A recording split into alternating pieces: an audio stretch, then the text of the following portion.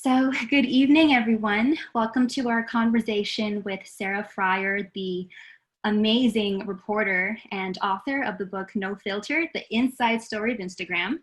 My name is Esther Young, and I am a coordinator of arts and culture events at the Oshman Family Jewish Community Center. Personally, after reading this book, I was thrilled when Ronit, the director of arts and culture, offered me to moderate this conversation with Sarah Frier. So I want to let you know we'll have about 35 minutes of conversation with just myself and Sarah, and then I'll open up to the floor for Q&A. So I first want to introduce Sarah Frier, whom we are truly honored to have here tonight. Sarah Frier reports on social media companies for Bloomberg News out of San Francisco. Her award-winning features and breaking stories have earned her a reputation as an expert on how Facebook, Instagram, Snapchat, and Twitter make business decisions that affect their future and our society. Sarah is a frequent contributor to Bloomberg Businessweek and Bloomberg Television. So Sarah, thank you very much for spending this hour with us, especially after a series of pushbacks that we know we experienced because of the virus. We finally get to feature your incredible work from our virtual stage. I'm so grateful to everyone making the trip out, even if you plan to come one of the other times this was scheduled. The fact that you're here now means a lot to me. I really appreciate it. Yes, and in light of all the recent events that we have all been made aware of in the past few weeks, the past month, I just want to let everyone here know that Instagram story is no joke, and a book written by a top-notch reporter such as Sarah Frier is eye-opening. It is extremely well-researched and captivating, and my eyes were opened to these inner workings of the Silicon Valley that Sarah has told so beautifully. And the thing is that even if, some of us abstain from using the apps, the fact is that social media companies are still influencing the decisions that we end up making. So to start things off, because we have a top-notch reporter with us, I would love to ask you, Sarah, as you regularly navigate polarizing thoughts and behavior, such as all the tensions, the movement of Black Lives Matter, the theories and conspiracy theories around the pandemic, just what is it like to be a reporter, hold these big companies accountable, and avoid being pigeonholed yourself? Well, I think one of the most important aspects of my work, and what I hope came through in the book that I wrote, is that it's not just a question of these businesses and how they grew, but also about how they shape us. And so much of what we're seeing happen in the real world is shaped by the decisions that the people building these companies have made. And so when you think about the polarization in our country and the way that Facebook's algorithms might enhance that level of polarization, when you think about how Instagram makes it possible for people to find their community, whether that's a community of artists or a community of skateboarders, it also is a place for people to find their community of hate and communities of other people who feel the same way they do in a negative way. So I think that there's a real benefit to us as a society understanding the way that these platforms work, because equipped with that information, we can make good decisions ourselves about how we want to interact with them, how we want to contribute to the conversation, and become good citizens and friends to others. Right, and especially with all this talk of Facebook allowing us to exist inside these echo chambers because they use an algorithm to feed the content that the computers think best speaks to our tastes. I love this analogy you gave in the book. You said Facebook was like a constant high school reunion, and Instagram was like a constant first date, because on Instagram we can continually shape ourselves, we can choose who to follow, and they don't necessarily get suggested to us based on an algorithm. It's a more it's user friendly in the sense that we are not being given a computer that makes the choices for us. Especially right now, Facebook has now finally allowed us to turn on a setting that will filter off most of the political ads that we see on Facebook. And this is a huge move for Facebook. And I would love for you to share as a reporter, just the history of Facebook's decisions and why it's a bigger deal now that they're taking some action politically. Well, I think one of the most important things you said was about the fact that Facebook gives us information that is personalized to us. And you have to understand the motivation behind everything that Facebook does is growth. They want to, their initial mission was to connect the world to the internet. But really what they meant by that is that they want more people using Facebook, spending more time there, investing more of their lives in the platform. And so what they show you and what they algorithmically guide you to is based on what they think will cause you to spend more time on Facebook. So Facebook is very personalized in that matter. And Facebook also has virality. There, you can share a post and spread it to a much wider audience than your friends or their friends. It can go viral. On Instagram, there is no resharing. It is just your content. And what that's done is it's created a place where each of us can curate how we want the world to see us. It's become the ultimate personal branding tool. Whether or not we think of ourselves as a brand, or whether or not we think of ourselves as publishers, we are constantly curating what we put on our Instagram, because we know if we use the app, that's a place where people can go and look and see, where we've traveled, what our families like, what we do with our time, how we eat, where we choose to spend the weekend. And I think that is something that people have gone out of their way, especially young people have gone out of their way to curate their behavior in a way that adheres to Instagram. Now, when it comes to politics, this gets very complicated, because when you're trying to inform the public, you shouldn't necessarily tell them what they want to hear. You should tell them things that give them, all the perspectives and help them come up with a opinion based on the facts. But when it's tailored in such a way that is personalized to you, people are getting more entrenched in what they already believe. And there's also a counterweight to that, which is the fact that all of us are able to post anything. And so a lot of the things that used to hide in our society, like racial violence by police, are now out in the open and going viral. So I think there are so many factors in which our world, the way we live, is shaped by the decisions that the social media giants make. Right. You mentioned something that is really resonating with so many people.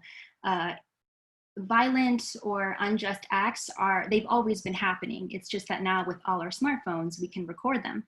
And I keep seeing this hashtag on my personal Instagram feed, which is the revolution will be Instagrammed. I guess it's more of a catchphrase based on Gil Scott-Heron's song, "The Revolution Will Not Be Televised." And I'd like to ask for your thoughts now that Instagram plays a role in what people perceive to be activism, because they can share organizations to donate to tips for people who want to protest, and all these infographics, that help people to engage in conversations about privilege or anti-racism work. It doesn't seem like we really had the same visibility of those conversations before.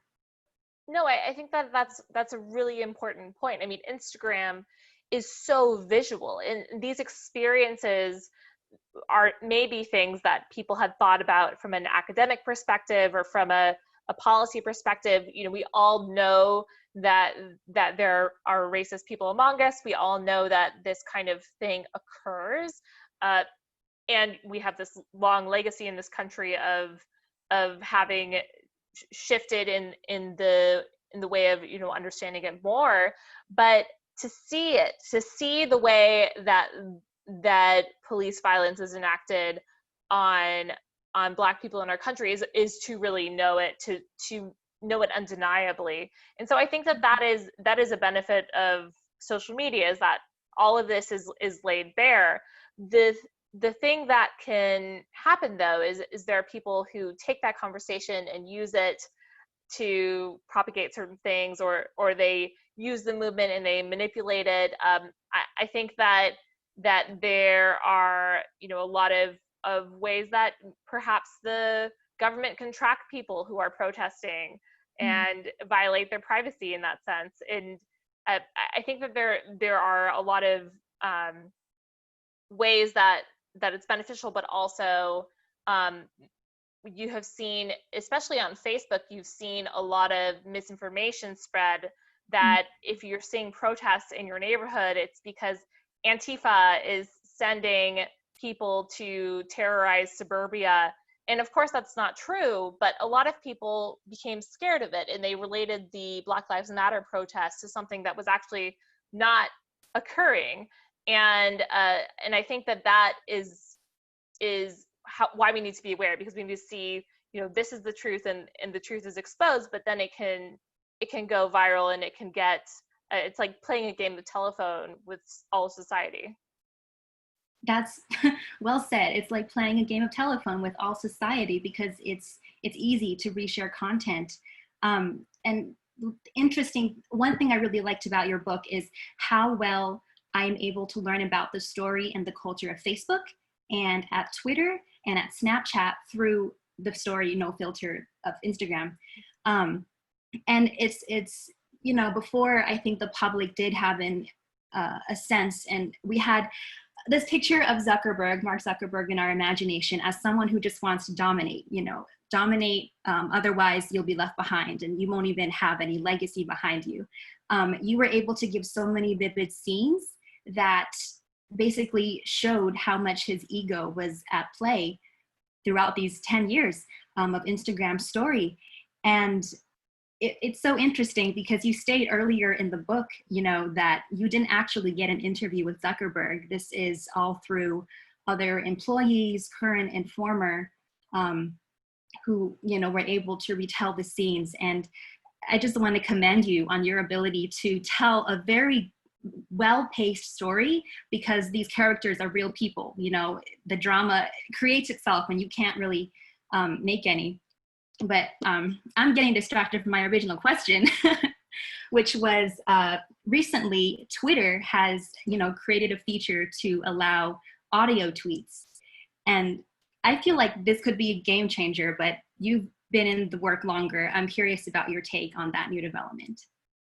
Well, I think that there is something more raw about audio. You don't necessarily have time to think about fitting it into the 140 character tweet. And I think that people are looking for that sort of raw communication, because so much about the way that we've lived on social media has been so curated and strategic.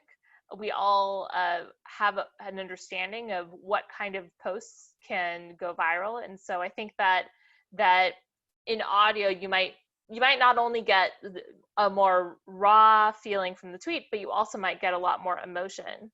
And I also think that there's an accessibility component. I mean, there are people who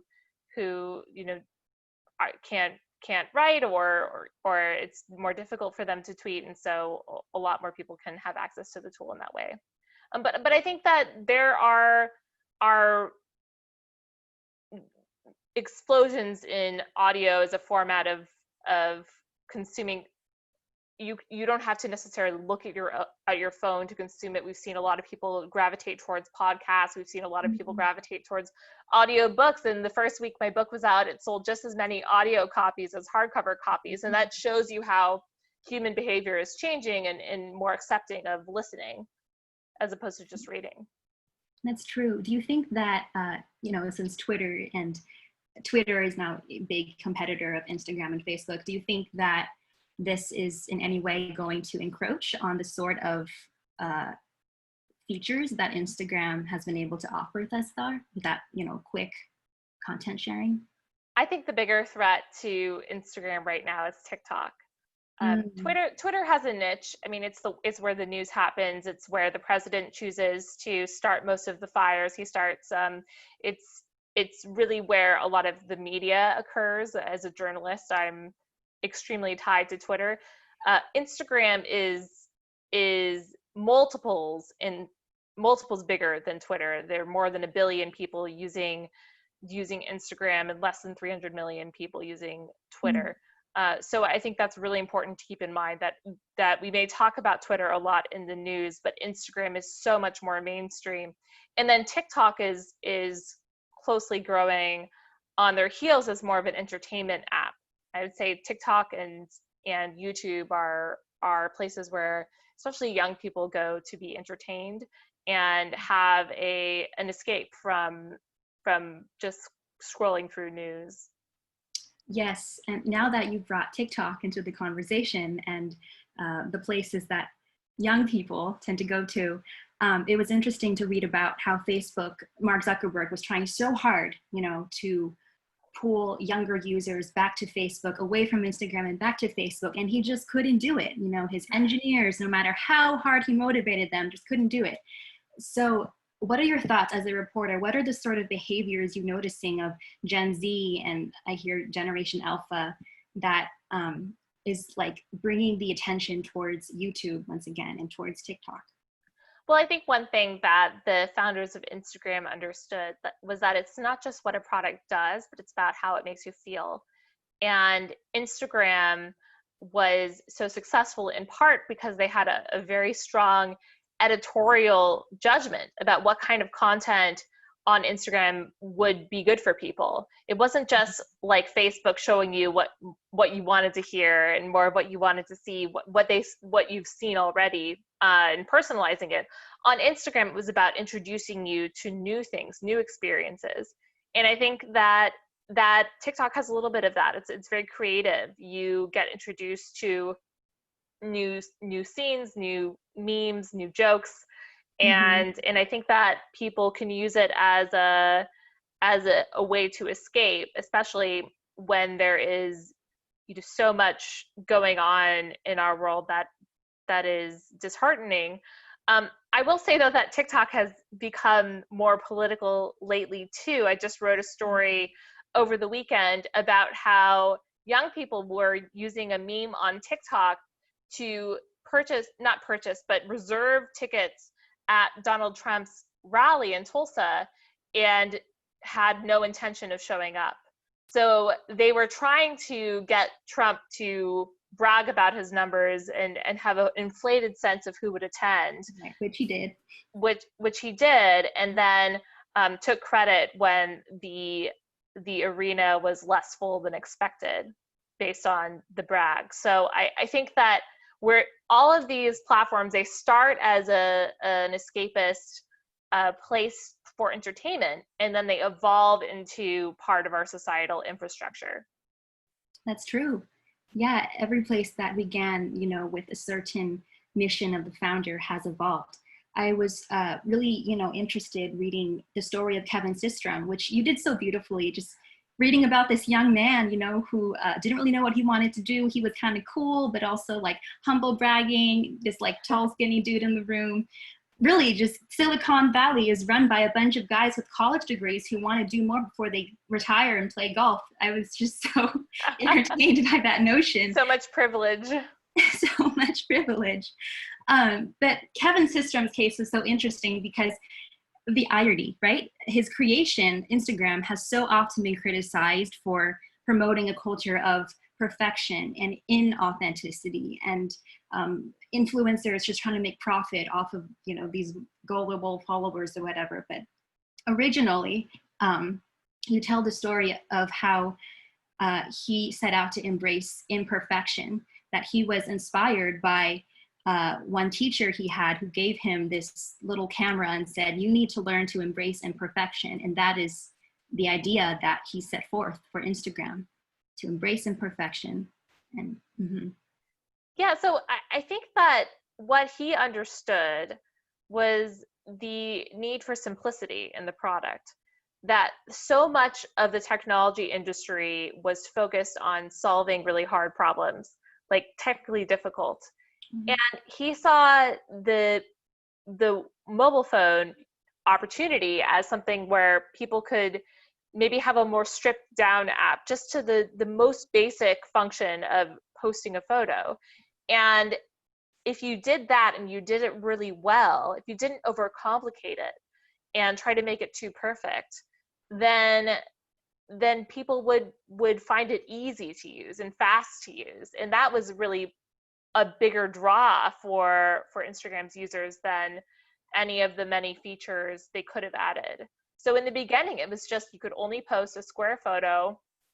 Imperfection was important because of the fact that when Instagram was founded in 2010, 10 years ago, it's crazy to think, the iPhone didn't have very good camera quality. And so they needed a way to make it look like the photos were artistic, like they were nostalgic. And so what they did is they started to introduce filters. Well, what the filters ended up doing, as you noted, is they gave everyone this acceptance that what is posted on Instagram is enhanced, that it's a better version of our reality. And so now that our phones have better cameras, we're still filtering our presence on Instagram. Young people are using Facetune to smooth out their complexions or change the shape of their bodies. People are getting plastic surgery in a way that is adhering to the beauty standards of Instagram. And people are cheating electronically too. I guess not all of it's cheating. Some of it is strategic, but people are buying followers, buying comments, buying relevance on Instagram, which can then translate into real money paid by brands for them to hawk products. So it's really an interesting effect that started with let's make it easier for people to post photos on their phones. Right, yeah. And especially with relevance, that seems to be what Instagram has always done so well. Even with the ads, which you did talk about in the book as well, Kevin Systrom was very careful with advertising on Instagram. It had to be beautiful. It had to fit that standard.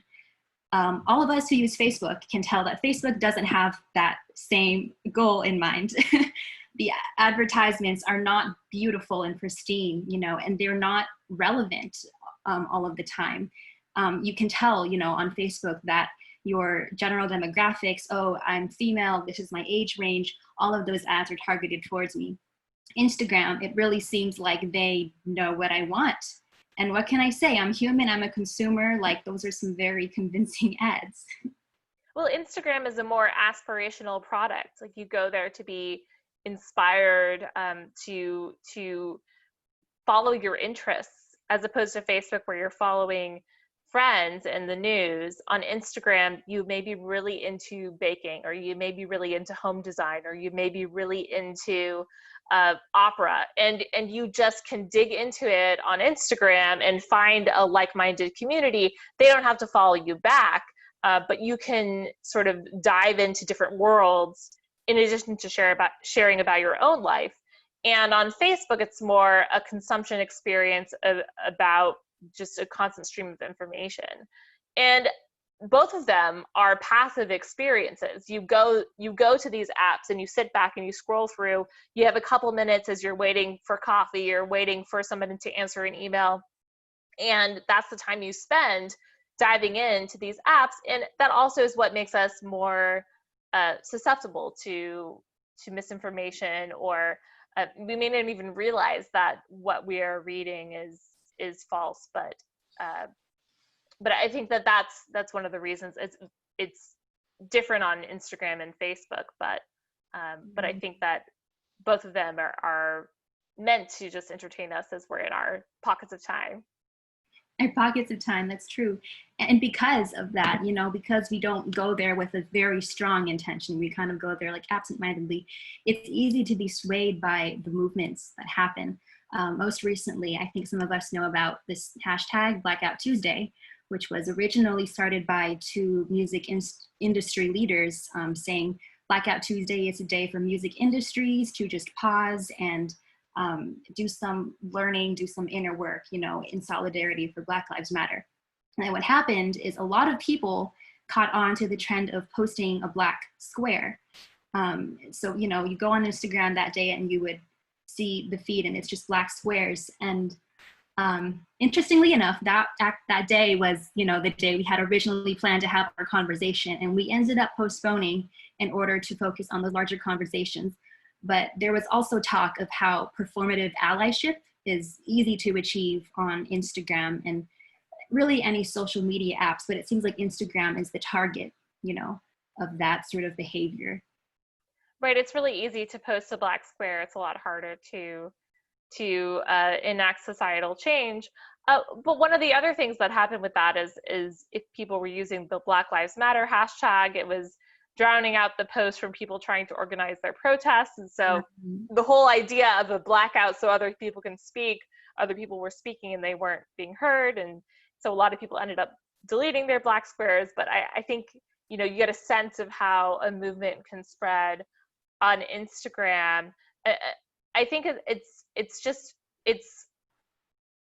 evolved so much just in the last few months how people use Instagram. When I published my book, or when I turned in the final version of my book, it was still a place where people were going to show off the most aspirational, optimistic version of their lives, to brag about the places that they had visited, the foods they'd eaten, the ways they designed their weddings. It was really a place to put your best foot forward. That's why I describe it in the book as a constant first date. But I think since the pandemic shut down and since the recent racial protests, I think there's a lot more vulnerability on Instagram, sometimes performative vulnerability, but vulnerability nevertheless. And people who are disentangling themselves from having to perform and pretend that everything is a lot better than it actually is. And I think as some parts of our country open up, it'll be really interesting to see some people return to that kind of optimistic, everything is perfect version of Instagram, while others are still talking about the real issues in our society, whether it's public health issues, racial inequality, or other things that they've been able to ruminate on as they've sheltered in place. Right. I was going to ask you if you could add another chapter to this book, what it might possibly be on.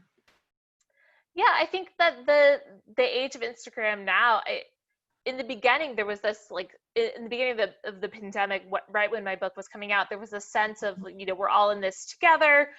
We are all going to try to raise as much money as we can for these public health causes. We're going to think about the people who are getting laid off right now. We're going to think about the people who can't afford to eat right now because they can't work. There was all this momentum around helping each other. And you saw a surge in live video because people couldn't meet in person. So they were doing video events. They were doing live tutorials, live workout tutorials, cooking tutorials, and connecting with each other over the messaging part of Instagram as well. And you saw a real spike in activity because as people were sitting at home, they didn't really have a whole lot else to do. But now we're seeing this divide where some people are using Instagram for activism and awareness, not just around coronavirus, but also race relations. And some people who are, I live in North Beach in San Francisco, and I've seen a lot of people doing selfies in front of colored walls and drinking in the park and enjoying summer, as some people are just desperate to do. And I think we're just going to see a very different version of Instagram for the next few months, where some people will feel comfortable posting that sort of thing. Some people will keep with the social good momentum, and others will just not post anything for fear of judgment. Yeah, well said. I've definitely seen, among the Instagrammers I follow, all kinds of those behaviors.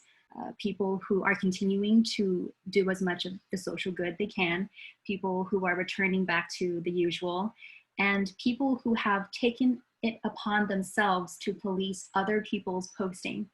Yeah. Which is interesting because there is no Instagram God except for the curators who work at Instagram and,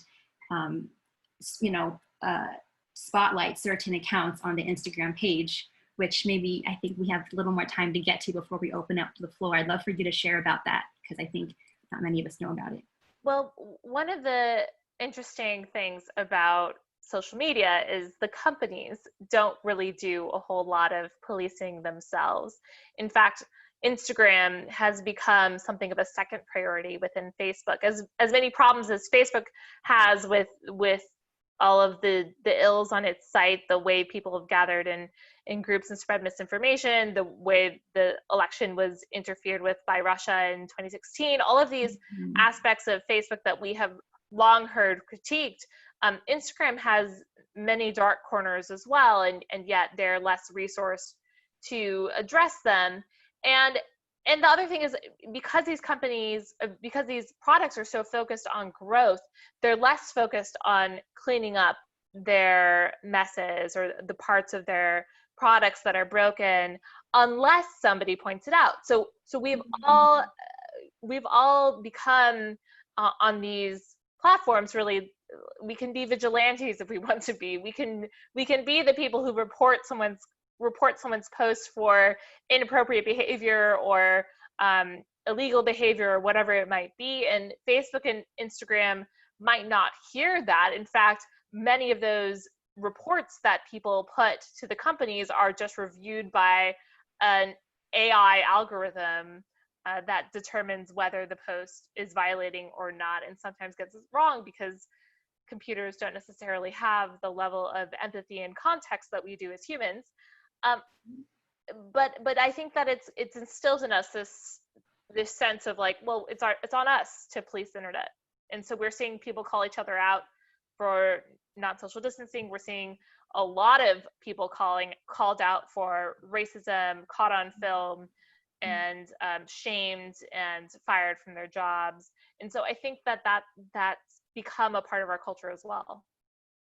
That's huge. It's call out culture, something that more of us are becoming more aware of.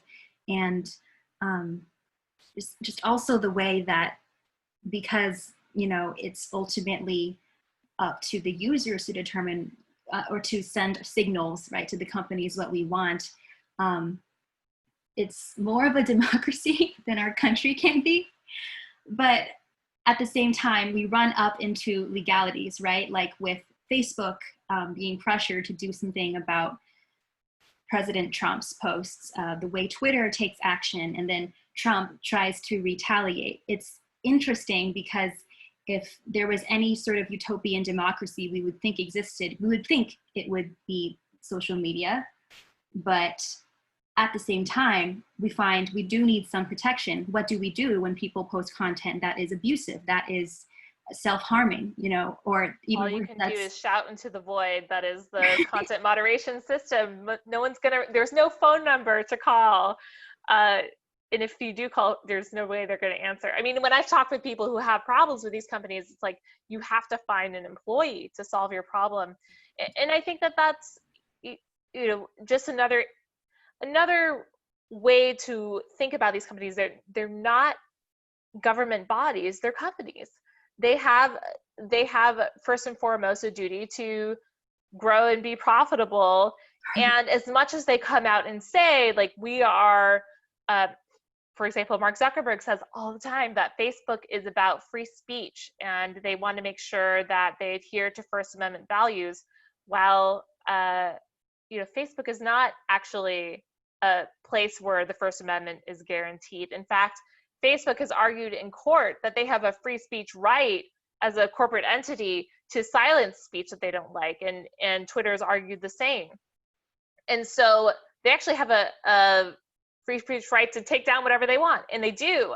There's been a lot of content just deleted algorithmically or by the AI filter that they just think is in violation, and people can't get it back up even if they didn't violate the rules. And so it gets really messy. And whenever we think of these leaders as sort of leaders of global governments, it's easy to let them talk that way as a matter of public relations. But when it comes down to it, they have other incentives. That's true. Ultimately, these companies are for profit, and the money is what speaks at the end of the day. Even when founders come in with what they may believe to be more noble intentions. This book does such a great job of sharing how that always comes, clashing against the higher morals that founders would hope to maintain. Thank you so much, Sarah. You are brilliant. And I would like to open up this conversation to the floor now because we're beginning to get some questions. So to the rest of you, feel free, I'm going to read your questions out loud, and as Sarah begins to answer them, feel free to unmute yourselves if you wanted to elaborate on your question. I got a question from Adi Gaman, and he said, it would be interesting to hear what is broken and what are the messes at Instagram. Okay, so Instagram operates so differently than Facebook. It doesn't have virality. It also doesn't require real identity. So there are a lot of anonymous accounts or people who have multiple accounts. And the way that content is organized, it's not in a network of people who are friends with each other. It's organized via hashtags. So you can see a lot of content that is undesirable if you know the hashtag to look for, but if you don't know the hashtag, you're not going to see it pop up naturally because there's no resharing. So one of the examples that I have in my book is about illegal opioid sales. There's a whole lot of easy to buy illegal drugs on Instagram. If you search the right hashtags, you can get to them, pictures of them. They'll have a picture of the drugs, and it'll say, text me on WhatsApp at this number if you want any. And Instagram has gotten a little better at understanding what's in those images with computer recognition, but it's very hard to tell because what if I have cancer and I'm posting my cancer pills and telling you about my journey, and then Instagram takes that post down? Well, that would be something that actually would be in per their rules okay, but selling illegal drugs is not, and it's very difficult for the AI to tell the difference. So they have been very far behind in cleaning up content like that. They've been far behind in cleaning up content on self-harm, people, sex trafficking. There are all sorts of anything that you have seen that is bad elsewhere on the internet also happens on Instagram. It's just buried in corners where people haven't been proactively looking for it. One way I describe it in my book is it's like if you had a house that had occasional issues, like there's a mouse one day and some cockroaches another day, and you could like set down traps for the mouse and you could patch up the leak, but you never had time to figure out if there was a structural problem causing the mice to get in or causing the leak to happen, and then you have a much bigger problem over time. And so I think that that's how it's working at Instagram. They just don't have the resources that Facebook does to address the systemic issues that are causing the problems. Right. Thanks for that thorough answer. We have another question from Robert Klein. And Robert says, given the enormous growth of TikTok, do you think Instagram will introduce new features, to try to take back some ground? Oh, absolutely. I mean, I think that Mark Zuckerberg has talked in internal meetings about using the Instagram Explore page for more video. They have IGTV, which they've sort of underinvested in. It's not as lucrative as they wanted it to be, but they're starting to pay creators to create videos for Instagram TV, and in fact, they're going to start to let people have a revenue share on the advertising they create. And the way that you draw people into an app is by having really good content on it. And Instagram historically has not paid creators for their content. And so by giving them a path to revenue, whether it's on IGTV or in their live videos, they're incentivizing people to put their stuff there instead of TikTok or YouTube. Wow, that's really interesting. I don't think many of us knew that. It's brand new. Yeah, and I guess, is there any, legalities around like minimum age, for any of the people on Instagram or Instagram TV, you know? They say that you have to be 13 to use Instagram, but they certainly do not have very strict age verification tools. They usually use like a phone number to verify. But I think that um, if you're just asking someone to input their birth date, they're going to input whatever number makes them 13. Right. It's been the same for other social media accounts I've noticed. Certainly, yeah. TikTok as well, same problem. Yeah, what is the age requirement for TikTok? It seems to be a very young user base. It seems very young. I mean, I think there are certainly people way younger than 13 on TikTok. And that's one of the reasons I learned when I knew that Facebook was considering buying Musical.ly, which was the predecessor to TikTok. One of the reasons that they didn't do that is because they didn't think that they had very good age verification, and that their user base was very young. Mm-hmm. One interesting tidbit from the book that I want to share with you all is one of the first verification instances that Sarah reports early on is with the celebrity Justin Bieber. When he was locked out of his account, and so his manager, Scooter Braun, calls Kevin Systrom on the phone. It's like, hey, Justin's locked out. And without a verification system, all we could do was like give them a call. So Justin calls Kevin or one of the Instagram employees, and that's basically that foolproof method of identification. Was just call us. If it's you, we'll give your account back. All they could do is like kind of guess as to whether it was his voice. Yeah. I think that's part of the charm of this story too, is early on, Instagram is just like a handful of people doing their best, you know, trying their best. It's really interesting. We have more questions coming in. One from Talmi Rush. I'm so sorry if I mispronounced your last name. Asking, is there a process that requires a registration of hashtags using a person ID? Ooh, I don't think so. I think you can put whatever hashtag you want. All you have to do to make a hashtag is use the pound symbol and write a word after that. Yeah, essentially. What you said earlier, you know, if somebody looks for something on Instagram, they'll find it. It's an open world. I'd like to ask you if you could offer any advice to somebody who has maybe avoided using social media up till now even, and is looking to maybe create an account on Instagram. What sort of a few words you would give to them, a few words of advice?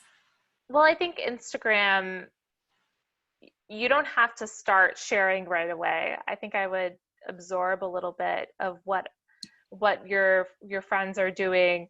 But I think one of the best things about Instagram is if you have an interest, if you really like woodworking or you really like gardening, you can find people who are very good at it and who have built a following, thousands of people who listen to them for advice on that one thing. So I think that it's really fascinating in that sense to dive into different Instagram communities if you want to, and just recognize that the advice you're getting is coming from that person and is not necessarily vetted by a journalist like me. Yes.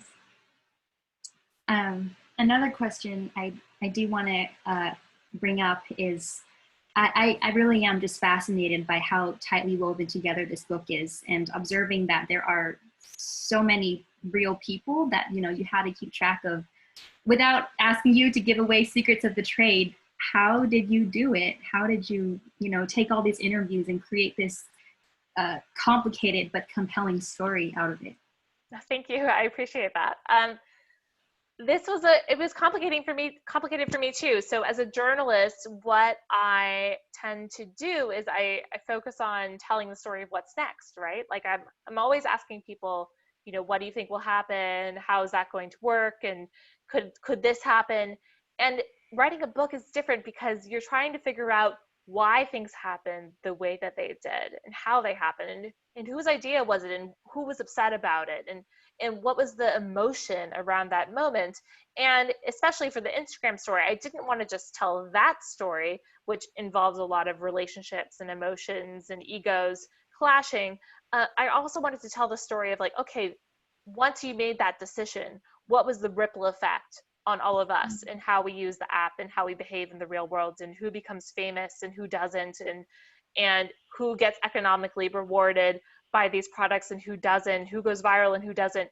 And so I tried to draw those connections, first starting with the internal story and then broadening it out to the culture story. And I tried to talk to at least one person a day for a few months and reach out to at least 5 people a day. And then I started writing based on the advice from my editor at Bloomberg, Brad Stone, who wrote The Everything Store, a book about Amazon, which you should also read if you're into these books. He said that you're ready to write a book when you have 100 things that have never been published. So stories from inside the room, or anecdotes or facts and figures that have never been out there before, once you have 100 of them. So I was trying to keep track and categorizing them by different themes, and I started writing around that point. Wow, thank you.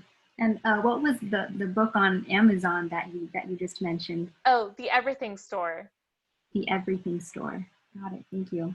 And he's working on a new one, since Amazon has evolved so much since then. Oh, that you're working on right now? No, Brad Stone, the author of The Everything Store, he's working on a follow-up. The mighty team at Bloomberg, which, by the way, congratulations, you acquired City Lab, which is one of my favorite media. Oh, yes, they're wonderful. Yes. So we're probably going to start wrapping up soon, so I just want to invite anyone, if you've got a question, to go ahead, send it in. I'll make sure it's not missed. But in the meantime, Sarah, where can we find you? I'm going to start putting some links in the chat. Great. So on Twitter and Instagram, I'm at Sarah Frier, and I write stories for Bloomberg and Business Week, and I go on Bloomberg Television. And I'm still writing about these social media products. So if you have things that you notice in your community or amongst your friends or in your workplace, you can always send me a message. I love hearing from people. In fact, I get a lot of really good business story ideas from regular users and smart folks who are just noticing things. Yeah, I do want to also just tell everyone, I follow Sarah on Twitter, so I know how consistent she is reporting. And I notice you invite people, like you just said, to send you DMs and updates they might have, such as with the case of TikTok users, teenagers, and K-pop fans, reserving tickets for Trump's rally in Tulsa. You were able to gather some feedback just based off your followers, it sounds like.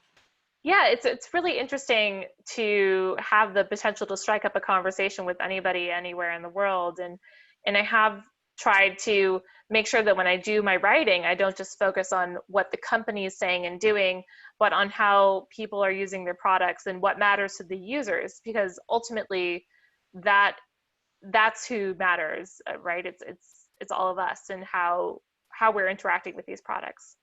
Right. Would you say that it is easier for a reporter now these days, with the open reaches of the internet and all the social media platforms, than it was in the days when you had to track someone down, bring your recorder, and do field? Oh yeah. Yeah, I think you can contact anyone anywhere. I don't know that I could have done a book as easily without being able to reach out to figure out where anyone who had worked at Instagram and reach out to them on the internet. That's certainly an important tool for reporters. Yeah, for sure.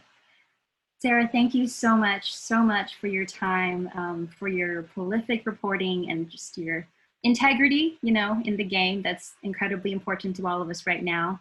I am going to leave this room open for a little bit in case anyone does have any last minute questions, but we are going to conclude the event. Thank you, Sarah.